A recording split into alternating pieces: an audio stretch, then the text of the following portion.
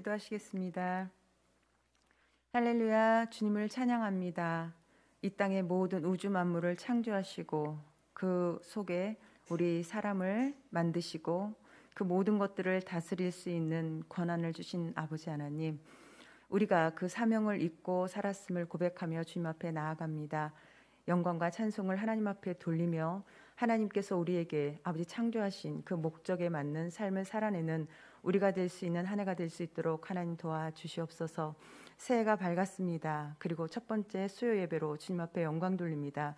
하나님, 지난 2년여 세월 속에 우리가 아버지 정말 힘든 시간을 보냈지만 하나님 새롭게 마음을 다잡고 하나님께서 우리에게 이 시간을 견디도록 허락하신 이유와 목적을 발견하고 이제는 예수 그리스도와 손잡고 하나님께서 우리에게 말씀하시는 말씀을 좇아 분명한 사명을 가지고 달려나갈 수 있는 한 해가 되게 하여 주시옵소서. 예배 앞에 나오는 사랑하는 성도들을 축복하여 주시고 아버지 밴드나 이곳에 나와 예배드리는 모든 자가 하나로 영으로 하나 되어 하나님 앞에 영광 돌리는 예배 되게 하여 주시옵소서. 예수님의 이름으로 기도합니다. 아멘. 오늘 말씀은 골로새서 3장 5절에서 10절 말씀입니다.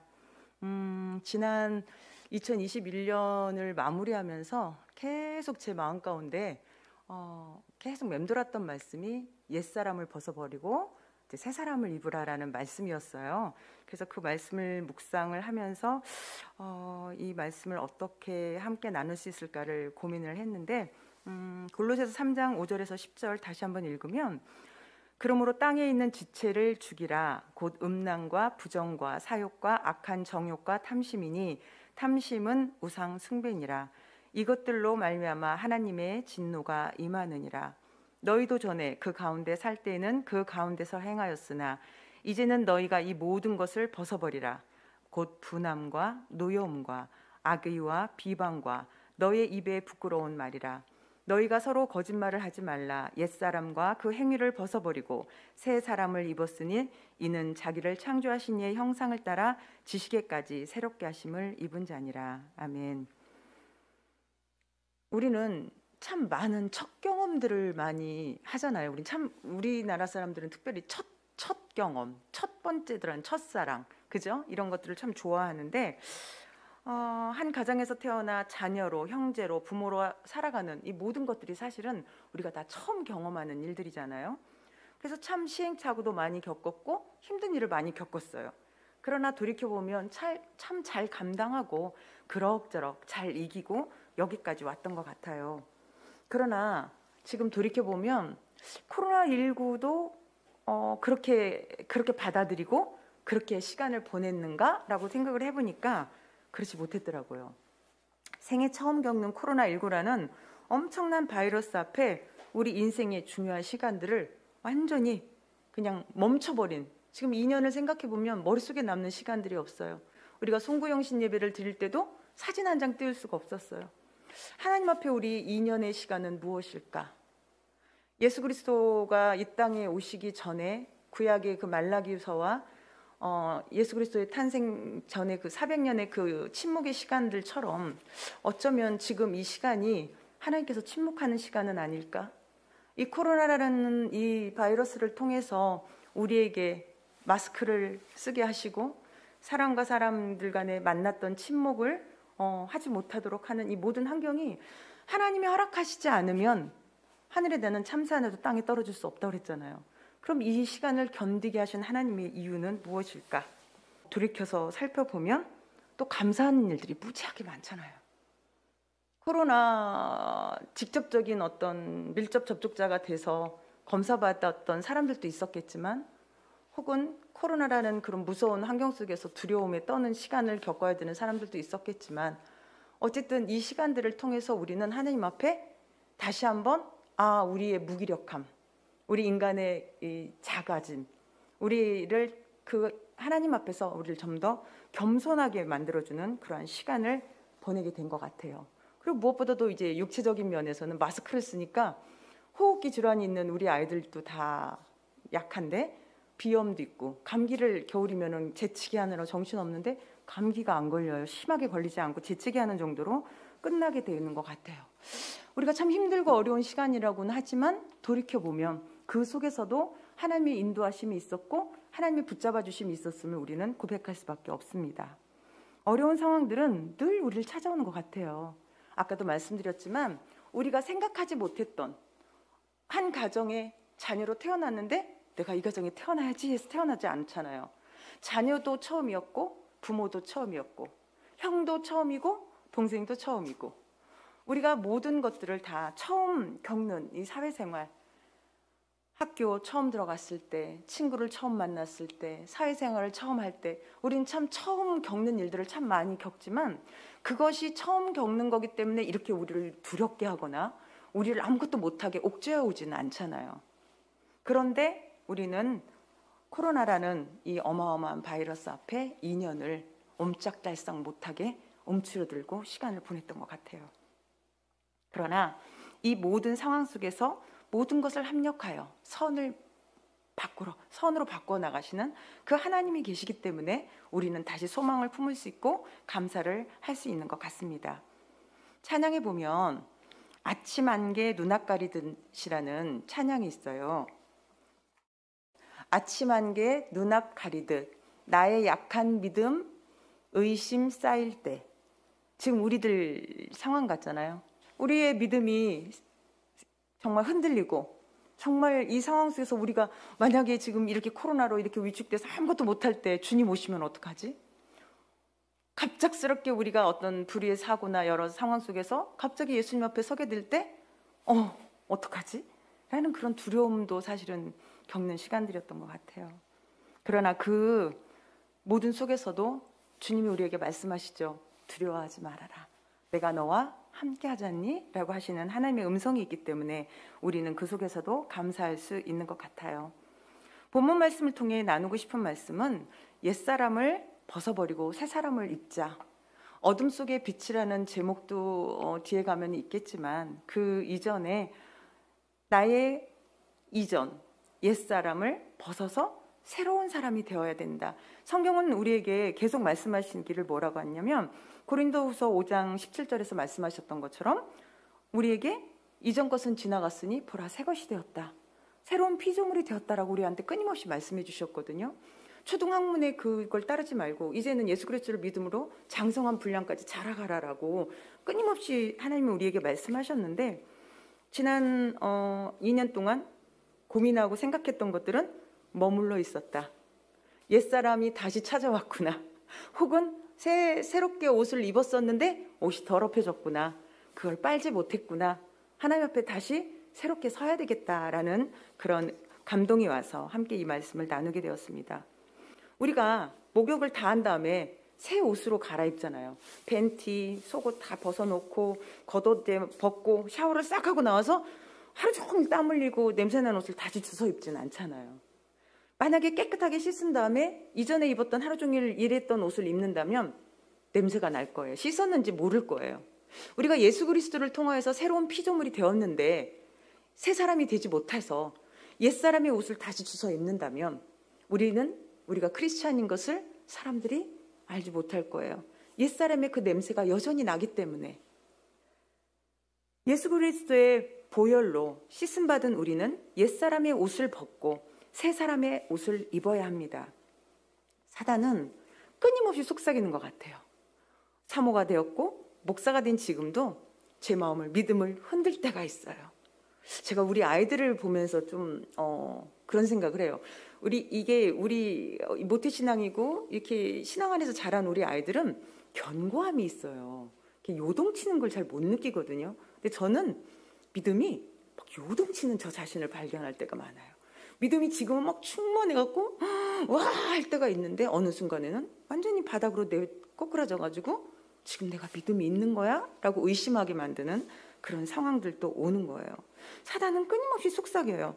야 아직 아니야. 넌 아직 어린아이잖아. 야 아직 넌 새로워지지 않았다니까? 네가 뭘 할 수 있겠어. 니까짓 게. 이런 음성이 우리 속에 있잖아요. 그래서 무엇인가 주님을 위해서 일을 하고 싶어서 딱 나왔다가 다시 주저앉고 교회에 와서 내가 이 교회에 와서 이렇게 하나님 일을 봉사를 뭘 하고 싶어 라는 생각이 들었다가도 에휴 많은 사람들이 있는데 재직들이 있는데 내가 뭘 해? 이렇게 또 주저앉게 되고, 사단은 끊임없이 우리에게 속삭입니다. 아직 아니야. 조금 더, 말씀도 좀 더 배우고 기도도 조금 더 많이 하고 조금 더 성장한 다음에 그때 해도 괜찮아 라고 우리를 계속적으로 속삭이죠. 그러나 우리는 이 속삭임에서 벗어나야 돼요.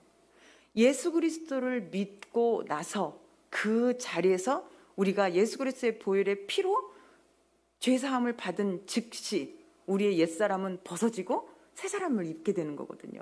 그래서 그 출발점에서 우리는 성장을 해야 되는데, 그 자리에서 끊임없이 사탄은 우리를 흔들죠.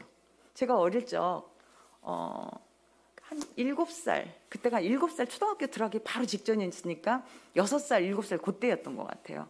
저희 막내 삼촌이 굉장히 짓궂었어요. 저만 보면, 야, 너는 저희 시골에 양대리라는, 지금 양대동이 됐겠네요. 양대리라는 데가 있는데, 양대리 다리 밑에 너 주워 왔어. 네 부모님 거기 밑에 다리 밑에 살고 있어. 너 왜 여기 있어? 니네 부모님한테 가! 맨날 이러는 거예요. 근데 저희가 희자 돌림이에요. 저만 화잖아요. 명화. 다 백희, 남이, 정인데 저만 명화예요. 봐, 너 이름도 너만 화잖아. 얼굴도 봐봐. 얼굴도 저만 좀 다르게 생겼어. 지금은 이제 비슷해지고 나이를 먹으니까 비슷해지는데, 어렸을 땐 분명히 좀 다른 느낌이었어요. 나는 진짜 주워 왔나? 내 부모는 진짜 다른 사람이 있을까라는 계속적인 이야기를 듣다 보니까 어느 날, 내가 여기서 이렇게 살 게 아니라 내 부모에게 가야겠구나, 이런 생각이 들더라고요. 그래서 이제 보따리, 옛날에는 저기 보자기잖아요. 보자기에다가 옷이고 내 거 뭐 물건 몇 가지를 챙겨서 가방을 싸고는 삼촌한테 얘기했어요. 삼촌, 우리 부모님한테 데려다 줘요. 근데 이제 그땐 놀릴 때가 아니니까 깜짝 놀라서, 삼촌, 양대리 거기가 어디예요? 거기 갑시다. 깜짝 놀래. 보따리도 쌌지, 가자고 나왔지. 작은아버지가 그때 놀래가지고 막 손이 그냥 발이 되게 빌면서 잘못했다고. 근데 저는 막 울고불고 왜 이러냐고, 내 부모님한테. 그때 어렸을 때부터도 한 번 꽂히면 그냥 밀고 나가는 게 좀 있었어요. 막 울고불고 난리를 치니까 결국은 작은아버지가 장난친 거다, 아니다, 야 네가 엄마 아빠가 낫지, 내가 잘못했어, 이렇게 싹싹 빌었어요. 그래서 이제 해프닝으로 끝냈는데, 너무 재밌는 건 신기하게도 집안에서 조금 나한테 섭섭한 일이 생기거나 조금 내가 좀 소외되는 느낌이 생기거나 나만 조금 이렇게 좀 이렇게 소외한다는 느낌이 생기면 작은아버지의 그 말이 생각나는 거예요. 너는 주워왔어. 넌 이 집의 자식이 아니야. 라는 말이 끊임없이 제 속에 들어오는 거예요. 한 번 의심의 싹이 우리 안에 들어오면 그 의심의 싹은요, 쉽게 물러가지 않더라고요. 분명히 내가 우리 부모의 자식이잖아요. 지금은 이제 제가 친정아버지를 많이 닮았거든요. 아버지 얼굴이 제게서 느껴지는데, 그때는 한 번 의심이 그렇게 들어와서 아니라는 게 밝혀졌는데도 끊임없이 내 속에 내가 혹시 이런 생각이 들어요. 예수 그리스도를 통해서 구원받은 하나님의 자녀가 되어 옛사람을 우리가 벗었다고요. 그런데 사탄이 끊임없이 우리 속에, 귀 속에다 대고, 너 아직 아니야. 구원은 받았을지 몰라도 아직은 아니야. 라고 끊임없이. 그래, 교회 가서 예배는 드려. 새벽 예배는 뭐 하려고 하니? 수요 예배, 철야 예배 드릴 필요 없어. 그냥 주일날 딱 한 번만 드리면 돼. 아직 너는 애기야. 굳이 그렇게까지 할 필요가 없다니까? 라는 속삭임들. 그런 것들을 통해서 우리는 주저앉게 되는 것 같아요. 제가 어릴 적에 그 막내 작은 아버지의 삼촌을 통해서 너는 이 집 자식이 아니야 라는 말이 거짓말이었음에도 불구하고 제 안에 여전히 의심으로 자랐던 것처럼, 우리가 예수 그리스도를 믿고 하나님의 자녀가 되었음에도 불구하고 옛사람을 벗어버리고 새 사람의 옷을 입었음에도 불구하고 사탄은 우리에게 끊임없이 속삭이는 거예요. 우리를 의심하도록 만들고 우리를 하나님의 자녀로서 강건하게 서서 하나님의 사명을 감당할 수 없도록 우리를 계속 흔들고 있죠. 근데 한 번 들을 때는 아니야, 두 번 들을 때도 아니야, 세 번 들을 때도 아니야 할 수 있어요. 그러나 이것이 계속적으로 반복된다면 우리는 그 유혹에 빠질 수밖에 없는 것 같아요. 의심의 속삭임을 쫓아내고 성장하는 올 한 해가 되기를 축원드립니다. 권리만 주장하고 책임을 다하지 않는 어린아이의 옷을 이제 벗어 버립시다. 하나님께서 우리를 부르셨잖아요. 우린 소명을 받았죠. 소명이 뭐예요? 하나님 부르셨던 거잖아요. 하나님의 부르심을 받은 우린 소명을 받은 자예요. 그 소명을 받은 우리에게 하나님이 무엇을 주셨어요? 사명을 주셨단 말이에요. 하나님의 임무를 각자 성품과 달란트대로 여러 가지 모양으로 주셨어요. 여기엔 예수 그리스도의 증인이 되라는 목적이 있는 거죠. 하나님의 부르심의 이유와 목적은 땅끝까지 이르러 예수 그리스도의 증인이 되라는 그 말씀입니다. 그 예수 그리스도의 증인이 되기 위해서 우리는 옛사람의 옷을 벗어 버리고 예수 그리스도로 새 옷을 입어야 되는 거잖아요. 적극적인 증인의 방법은 다양한 전도 방법들이 있겠죠. 적극적으로 밖에 나가서 노방 전도도 하고 이전에 그 많은 전철역이나 버스 정류장에서 사역 일을 전하기도 하고 선교사가 돼서 해외로 나가기도 하고 여러 가지 방법들이 있을 거예요. 그러나 오늘 나누고 싶은 것은 말씀의 제목처럼 어둠 속에 빛이 되자. 예수 그리스도의 빛으로 살아가는 것, 이것에 대해서 이야기하고 싶어요. 이 세상은 어둠이잖아요. 예수 그리스도가 빛으로 이 땅에 오셨는데 어둠이 알지 못했다 그랬거든요. 어둠이 짙을수록 아주 조그만 작은 불빛도 빛을 비추잖아요. 빛이 환하게 있는 곳에서는 작은 불빛은 빛이 비치는지 안 비치는지 잘 안 보여요. 그러나 어둠이 더욱 짙으면 짙어질수록 불빛은 아주 작은 불빛조차도 빛을 내는 거죠. 우리가 함께 모여있을 때는 내가 어린아이인 것 같고 내가 아직 성장하지 못한 것 같지만 분명히 예수 그리스도 통해서 우리는 빛을 발휘하는 자예요. 너희는 세상의 빛이다라고 말씀하셨잖아요. 예수 그리스도를 통하여 우리가 빛을 비출 때 어둠이 지나면 지날수록 세상에서는 그 빛이 많이 밝게 비칠 거예요. 그럼 어둠 속에 있는 사람들은 빛을 찾아 오겠지요. 그럼 뭐가 중요할까요? 이 빛을 꺼트리지 않는 것. 이 빛을 가리지 않는 것. 우리가 예수 그리스도의 빛으로 오신 예수 그리스도를 이 땅에 비춰내야 되는데 그것은 꺼트리지 않고 이것을 계속적으로 빛을 유지하는 거예요. 이 예수 그리스도의 빛을 비추는 거, 세상의 빛을 비추려면 우리는 어떻게 해야 되냐? 말씀과 기도라는 연료를 가지고 행위라는 그 행위를 통하여서 연료를 태워내는 거예요. 말씀과 기도를 통해서 말씀을 행함으로 우리가 그 빛을 비춰내는데 말씀과 기도가 많아지고 행위가 많아지면 빛이 커질 거고 그것이 좀 연약할 때는 작은 빛이 될 수 있을 거예요. 그러나 빛의 사이즈는 중요하지 않아요. 빛은 어둠에서 비치기 때문이죠. 저의 빛이 작든 크든 그것은 중요하지 않습니다. 작은 빛이라도 보고 찾아올 수 있도록 우리가 계속적으로 빛을 비춰내는 것이 중요합니다. 그러기 위해서는 빛을 사라지지 않도록 우리가 잘 지켜내야 되겠습니다. 이제 그리스도 안에 새로운 피조물이 되었으니 새 사람의 옷을 입읍시다. 새 사람의 옷을 입었는데 혹시 돌이켜서 우리를 점검해 봤더니 뭔가 더러운 것이 많이 묻었다면 어떻게 하래? 세마포옷을 빨으라 그랬잖아요. 우리의 새 사람의 옷이 더러워졌다면 다시 한번 예수 그리스도의 보혈로 회개함으로 빨아냅시다. 그리고 다시 한번 일어나 빛을 비추는 우리가 되길 예수님의 이름으로 축원합니다. 나라에 대한 불안, 미래에 대한 불안이 없는 사람이 어디 있겠어요. 그러나 이 불안감을 그대로 안고 산다면 불신자들하고 우리가 다른 게 뭐가 있겠어요. 예수님의 손 잡고 예수님을 바라볼 때 우리의 불안의 안개는 걷히고 우리 안에 믿음이 회복되고 감사가 회복되고 첫사랑이 회복될 줄 믿습니다. 한 해 동안, 아니 2년 동안 코로나19에게 우리 인생의 주인공 자리를 뺏겼었잖아요. 이제는 진리 안에서 얻은 예수 그리스도를 통해서 얻은 자유로 이 빛을 비춰 어두운 세상에 소망을 비춰내시는 길 예수님의 이름으로 축원합니다. 그래서 저와 우리들 교회와 이 나라에 기독교가 있어서 우리에게 소망이 있구나. 예수를 믿는 크리스찬, 예수쟁이들이 있어서 그래도 나라에 소망이 있구나라는 소리를 듣는 복된 한 해가 되기를 예수님의 이름으로 기도합니다. 기도하시겠습니다. 너희가 여러 가지 시험을 만나거든 온전히 기뻐하라. 이는 너희 믿음의 시련이 인내를 만들어내는 줄 알미라. 인내를 온전하게 이뤄내기를 원하시는 하나님, 인내를 통하여 온전하고 구비하여 조금도 부족함이 없도록 하실 그 하나님을 기대합니다.